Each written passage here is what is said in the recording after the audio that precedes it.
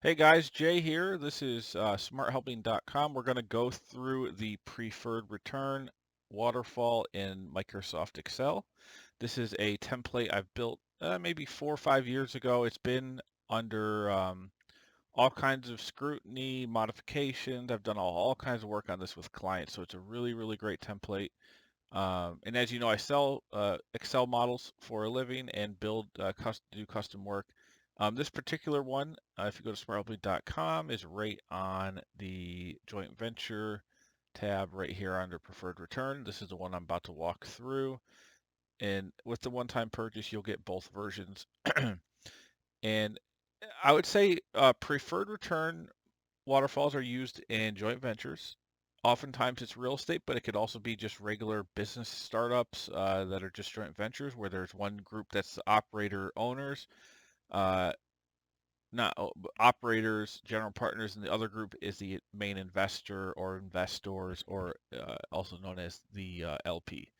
Um, However you set up your corporate structure, the point is there's two parties. One's going to primarily give most of the funds, and they're going to be the ones that have the preferred return calculation that for their distributions.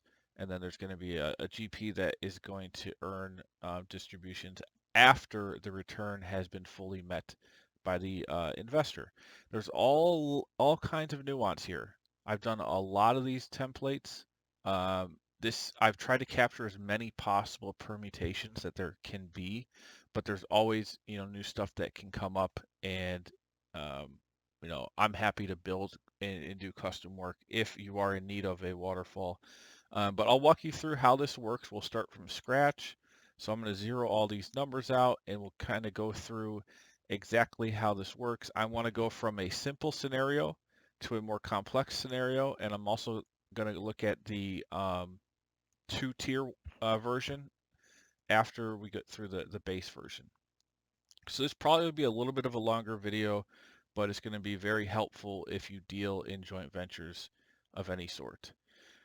And then real quick, so one of the most important things is to understand the periods. So this is just annual periods, and you can use monthly, quarterly, or annual. And if you need to drag down the logic, you just highlight the last column from N7 down, drag the bar, and just pull it over as much as you need, and it'll drag over, and all the logic will be retained.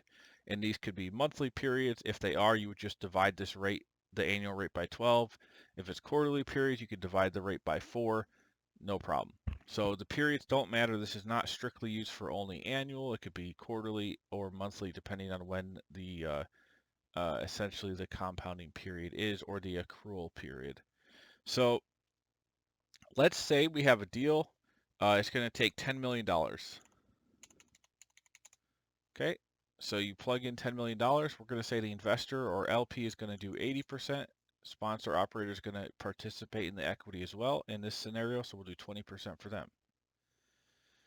Now, the equity distribution or contribution is different from the profit share, and that is also different from the preferred return. So remember, a preferred return is a claim on the return, not a claim on the equity. There's other models I've done. You can see here's all the cash flow waterfalls where there's IRR hurdles, which is different than this. There's also preferred equity. Now, the second version of this can kind of be used for preferred equity. The first version is not going to be at all. It'll be for a simple preferred return. And all this means is the preferred return and any accruals of that return have to be paid to the LP before any cash is split in any other way. And then there's all kinds of different permutations on how that could work. All right, so we got $10 million invested in this deal. Let's say the distributions year one, there's none. Let's say in year two, there's 200,000. Year three, there's 200,000. Maybe year four, there's let's say that if this is a real estate deal, this is a refinance, you've got some equity or some cash coming in, maybe 3.5 million, and then maybe a little bit less cash flow for a couple periods, and then let's say you ended in year 8 with an exit of 15 million. Okay, so these are the cash flows of the deal. We can see the investors investing 8 million. We need to set some returns here. So let's say it's a 9% preferred return. And let's also say we're adding shortfall to investor equity. No. We're starting clean each year. No. And we're reducing equity balance with profit share. No. And I'll show you how these change if you change them. And then let's say after the preferred return is met, the investor is going to get maybe 50% and sponsor operator gets 50%. Okay, so now look, all these numbers just populated here. So what does this mean? Well, we have the investor's total cash flow here. And you can see they invested 8 million, which is 80% of the 10. Year 1, what happened, or period 1, there was no cash flow, so nothing happens. Although $720,000 accrued, which is 9% of 8 million. So there's that calculation first. So $720,000 is owed, but there was no money to pay it. So it doesn't get paid. It accrues. So we have this line here called accrued unpaid equity. So it's 720,000. So that goes now to period 2. So what happens in period 2? Well, we're not adding any shortfall to the investor equity, so the basis for the return stays at 8 million. We're not starting clean each year, so that means the unpaid returns are going to accrue and still have to be paid before cash can be split in any other way. And we are not reducing the equity balance with this profit share, so that means the equity balance will never go below 8 million in this case. Okay, so here's our preferred return, 720,000 owed, 720,000 owed again, and this is not going compounding because again, we've set this to add shortfall to investor equity as no. So this is just 720 on 8 million, 720 on 8 million, 720 on 8 million. Now these $200,000 amounts go straight to the LP because that's not enough to cover the total preferred return due, but it does reduce the accrued amount. So you can see we're owed 720, but if you add the 200,000 here, but also accrue another 720, you're at 1240. So that's how this 1240 is being populated. It is another 720,000 of accrued less the distributed amount here. So we're counting this accrual over time. So we still owe 1.2 million. We've distributed 200,000 to the investor in period 2 here. Now, if there was enough to pay, let's say somehow there was 800,000 available for cash flows. Okay, well now you've got, and let's say there was available in year 1 and 2. This preferred return was fully covered and there was a little bit extra. Now the little bit extra is what gets split 50-50 here in each year. So the LP is getting their full preferred return, 720 plus 50% of what's remaining. And what's remaining? Well, 800,000 less 720 is 80,000. Half of that's 40. You add that 40 to the 720, 40 plus 20 is 60. So that's how we're getting to 760 in both of these periods. Let's go back though to set this how it was. So if it's this situation where there's a shortfall, we're accruing this again. So we go from 720 to 1240. We have year 3 where we're accruing, so we're at 1240. We're accruing another 720,000, but we also are distributing 200. So that's the 1760 you see here. And this logic is very difficult to automate. That's what most people purchase my templates for, is this automation so that you can plug in arbitrary cash flows is very difficult to do. And it took me a lot, and I'm a very good modeler. It took me a long time to get this working for all scenarios in any arbitrary cash in and out flows that exist, and making all this work with the assumptions. So it's very difficult to build and automate, but it's very useful And it does, what it's doing is fairly straightforward. Is we're just saying, okay, this amount is due to the LP. It's not accruing. It's due. It's continuing to accrue each year. Now look at what happens in year 4. We got 3.5 million. So we're not reducing investor equity. We're distributing that all. That's going to clear off the entire accrued unpaid equity.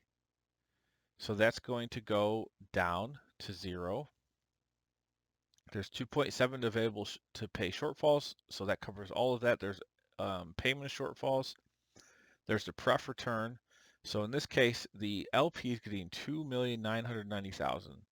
And what is that equal to is the 1.7 that's accrued in shortfalls that's not been paid, plus the 720,000. So you're at 2,480.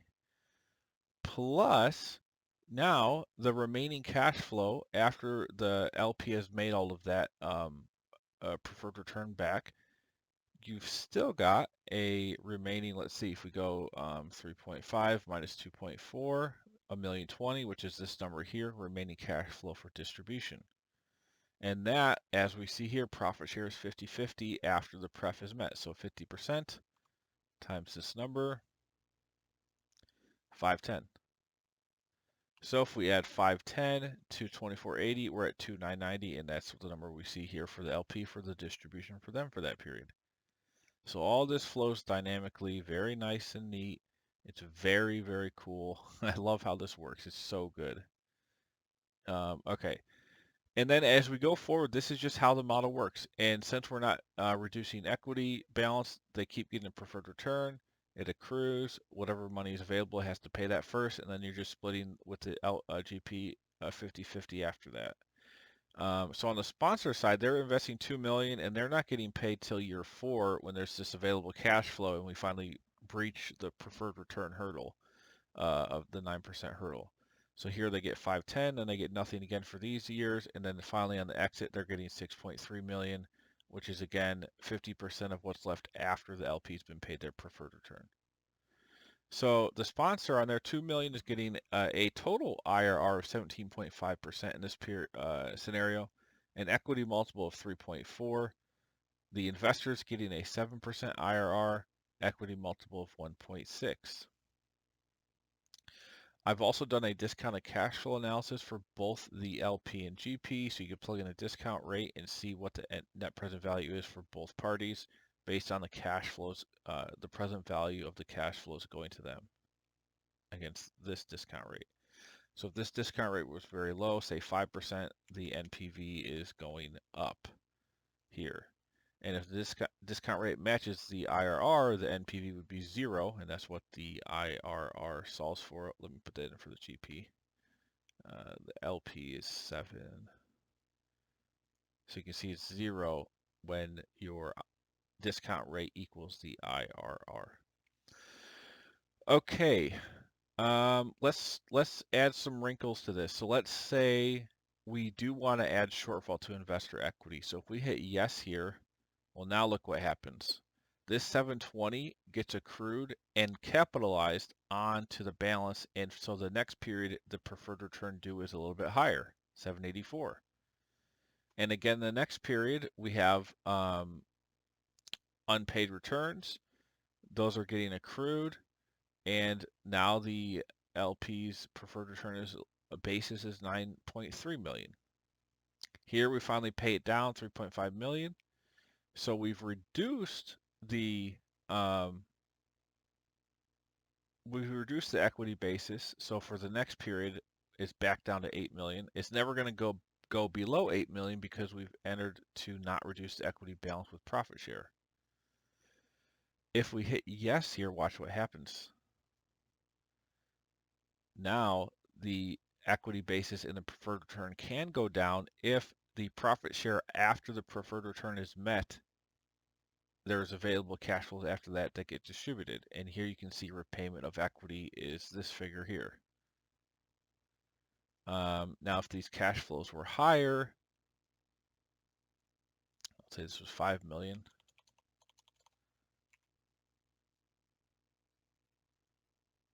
and this was a little bit higher. Okay, now it was enough to finally clear off the entire equity basis for the investor with the 50-50 split that was available. So that's what that, if you hit yes there on reduce equity balance, you can go down. Now you could also put no on the adding shortfall to investor equity, and then you don't go up, but you still go down as profit shares are available, and the equity basis goes down. You can see the preferred return due is going down based on that. You could also start clean each year. Now, if you start clean each year, that means there's no accrual of the unpaid return. So if there's no money to distribute, the basis is 8 million, the preferred return due is 720, but nothing's paid, nothing's accrued. Next period, 200,000 is available, so that does get paid to the LP, but no unpaid return is accrued. And so this is like the most simple thing is you're giving the LP all the cash flow up to this preferred return per year or per period. And if you don't have enough, it doesn't get added, it just goes away. Now, if you do have more than the preferred return here, in this case, 5 million, the LP is getting 720 plus the 50% of what's left after that. So let's say 5 million minus 720 is 4.2. Half of that is 2.1. So 2.1 plus this is what is 2860. So that's the number that the LP is getting. And then the GP is getting another 50% of that split of cash flow after the pref. Typically, if you ask me what's the most common thing that I see, it's that there's add shortfall to investor equity would be no. Start clean each year would definitely be no. So usually there's an accrual of unpaid returns. And then reduce equity balance, it could be either way. I've seen it both ways. Yes or no, it just depends. It just depends. Probably yes is more common, but yeah, that'll vary by scenario. So that is the simple version of the preferred return, and that's basically everything you can do with this model. If we go to the advanced version with 2 hurdles, and again, both of these versions are available to download. The link will be in the description box, but you can download it right here. And you can download the entire joint venture bundle here for $199, and that includes all of the waterfall distribution templates that I've got. So IRR stuff, preferred equity.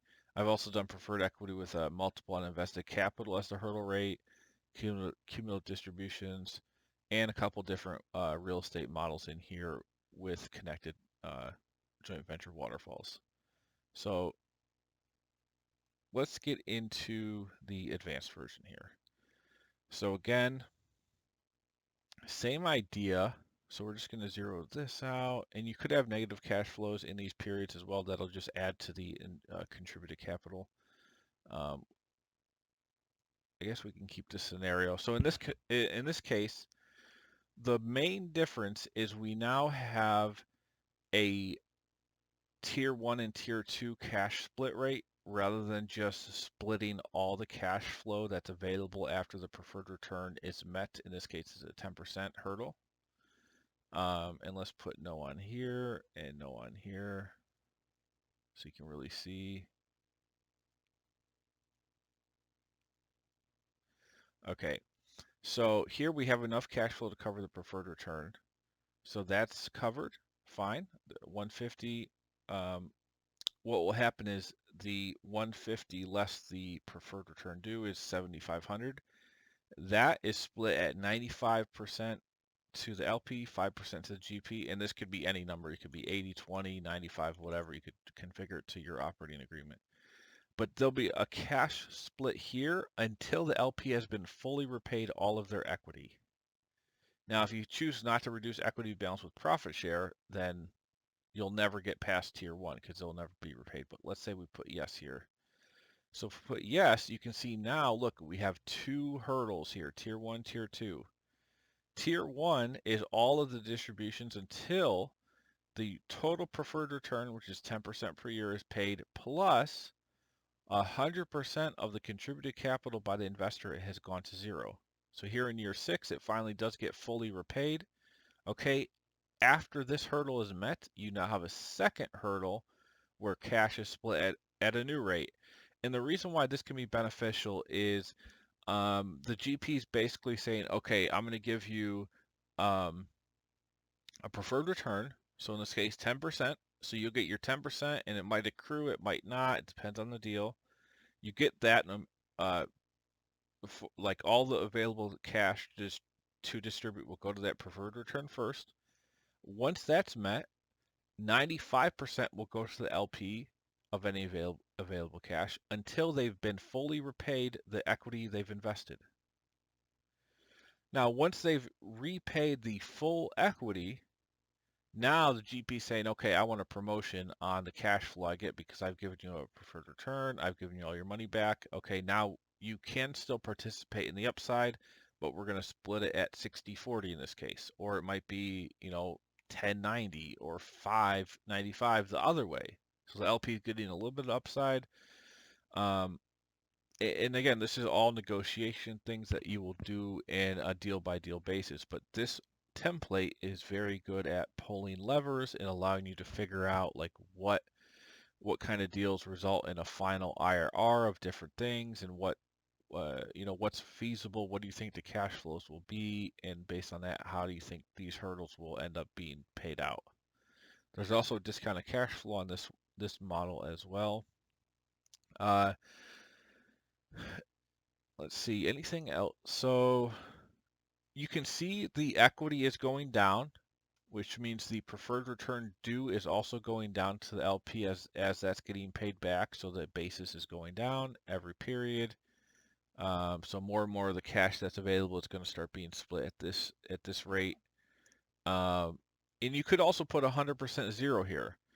Now, what this means, if you set it at 100% zero in tier 1, it means all of the cash is going to the LP until they've gotten their preferred return and 100% of their equity back. And only at that point is cash then being able to be split to the GP at whatever rate you have here. Maybe it's 50-50 or whatever. Again, when you're giving up things, like say here, the GP saying, look, I'm not going to take any money until you've gotten your pref and all the initial investment back. But if we do get to that point, now the GP is saying, hey, maybe I want almost all the cash. You get 5% upside after that, and that's it. And the GP is going to get 95. So here you can see the resulting cash flows. I also did a visualization that might make it easier to see per period what's happening between the investor and operator. Yeah, I mean, so that's all the permutations. That should give you a very good idea of how this is working and how to use it, and kind of how the numbers flow. This was insane. I don't know how many hours I spent and years getting to the point where I knew how to build this correctly, where the numbers made sense and worked in any permutation of cash in, cash out, percentage rates, and working with all these different triggers correctly. I try to make it really visible so you can check. So you can see here, these checks should match your profit share percentages here. So this is showing like showing the total cash at each tier for each party against the total cash available. So that's why that matches this. Um, very good model. If you're in joint venture or you're thinking about getting a partner and you want to do joint ventures, this is a very good reusable template. Even if you only do one in your whole life, or if you do 10 of these a year or whatever, this is very valuable to have. I mean, people,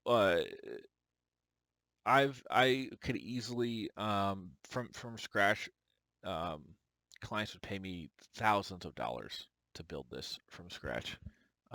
It's refined. It's now completely usable for all these permutations, and I'm only charging $45 as a one-time fee for what you've just seen today. So both these templates, if you do purchase it, you'll be immediately available to download the files. The files will also be emailed to you immediately after. Like I said, there's a joint venture Waterfall whole bundle that has all kinds of different things like I just went over.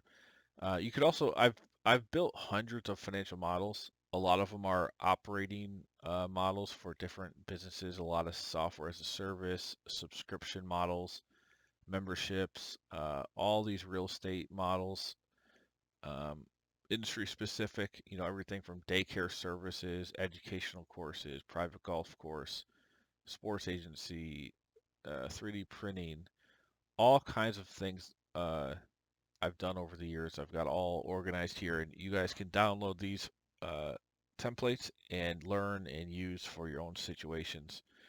There's just all kinds of tools here. My billing rate's 195 if you want custom work. Now this could change over time, but right now this is the rate. It'll probably be this for at least a couple more years. You can buy all the templates, the full library of everything I've got. There's over 170 now for $9.99, and that gets you access to all the Excel files. I've also got a lot of Google Sheet templates that it could be useful. All of the files here are mostly in Excel, but you can upload them to your Google Drive if you want to use them in Google Sheets. That's also fine, and you won't get any issues with the formulas. The visualizations, you might need to go in and adjust the axis titles, but other than that, all the logic and math will work fine. All right, so hopefully that's a little bit more of an in-depth overview of the preferred return model. I know when I do my general video tutorials, they're not as in-depth as that because I try to make them more succinct and kind of quick, but to the point. Here I actually went through some scenarios and walked through the logic a little bit more in depth. So hopefully that helps. Like and subscribe, and let me know what else you guys want me to do as far as new financial models. I'm open to anything. Or if you want custom work, contact me. We can set up a engagement. Um, I work with hundreds of clients every year on all kinds of stuff, so pretty flexible. And I'll see you guys on the next one. Take it easy.